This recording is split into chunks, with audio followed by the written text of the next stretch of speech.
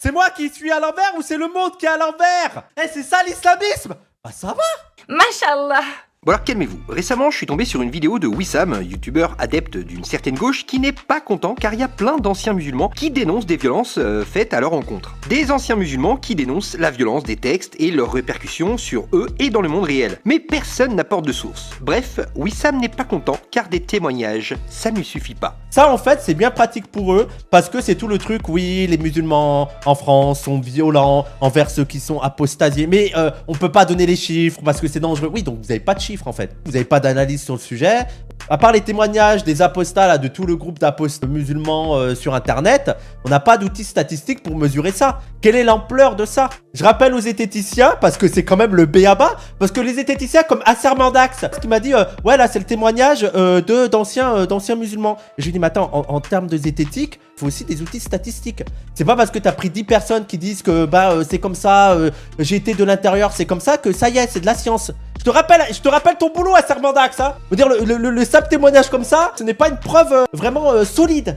Moi, je veux des outils statistiques, je veux des analyses, je veux des études sur le sujet. Moi, je suis ouvert, montrez-moi ces études qui prouvent que de manière systématique et de manière générale, il y a une violence extrême, il y a une violence forte à l'égard des apostats de l'islam en France. Voilà, moi je veux bien qu'on me montre et quelle est l'étendue de cette violence, comment ça se matérialise, voilà, j'aimerais bien. Bon alors, avant de commencer, plusieurs choses, hein. Ici je vais parler de la relation causale qui existe entre l'islam et la violence. Et bien entendu, il est tout à fait probable, c'est même une certitude qu'on retrouve ce genre de lien de causalité pour le catholicisme et le judaïsme. Et je dis que c'est une certitude car Asser Mandax, par exemple, a déjà sorti un livre à ce sujet et le résultat à propos des études est sans appel. Je te rappelle ton boulot à Asser Mandax, hein. Je veux dire, le simple témoignage comme ça, ce n'est pas une preuve vraiment solide.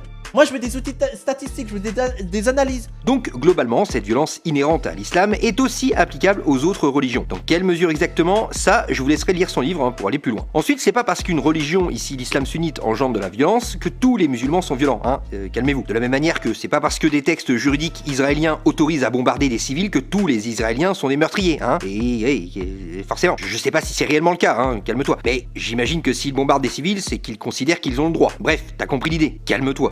D'amalgame. Bon, maintenant que j'ai pris toutes les précautions oratoires, on va s'occuper de Wissam. Wissam, respire, ça va bien se passer. Donc Wissam, en tant que français musulman, lui, quand il voit depuis plusieurs années sur les réseaux des centaines, des milliers d'anciens musulmans témoigner de la violence de cette religion, pour lui c'est pas suffisant, c'est pas sérieux, il a besoin d'études. Étrangement, quand ce sont des dizaines, voire des centaines de femmes qui témoignent de la violence de certains hommes influencés par le patriarcat blanc hétéronormatif cisgenre à la solde du capitalisme bourgeois néofasciste de la mort qui tue, là étrangement, il ne demande pas d'études, hein, il croit ces femmes sur parole. Et il les soutient. Ah ben tiens! Et franchement, il a raison. Hein. Quand vous êtes face à une potentielle victime de violence et qu'elle exprime ce qu'elle a subi, et généralement de très mauvais goût, hein, de remettre en question son témoignage. Car ce n'est pas à vous de juger, c'est à la justice de le faire. Je veux dire, le simple témoignage comme ça, ce n'est pas une preuve vraiment solide.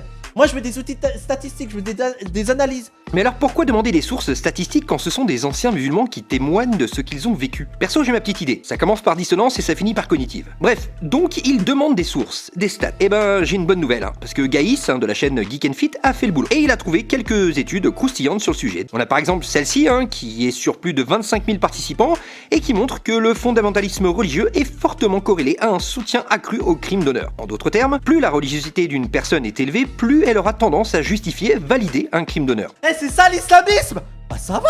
Je rappelle qu'un crime d'honneur, par exemple, c'est quand une fille couche avec un jeune homme sans être mariée, et que du coup la famille a tellement honte de sa fille, l'honneur de la famille a été touché tellement fort, qu'un des membres de sa famille décide de régler le problème lui-même en lui ôtant la vie. Parce que tu comprends, coucher avec un homme hors mariage, c'est super grave, ouais, c'est très très grave. En réalité, c'est pas très étonnant, puisque les textes de l'islam sunnite punissent de mort cet acte. Dans mon exemple fictif, ici, le monsieur, on va dire que c'est son frère, qui a tué cette jeune fille, car elle a fait des coquineries sans être mariée, n'est juste pas passé par la case tribunal islamique. C'est tout. Et pour cause, en terre de mécréance, ce genre de tribunaux capables d'infliger une telle peine pour avoir couché avec un homme n'existe pas. Et ben donc il règle le problème lui-même. Mashallah.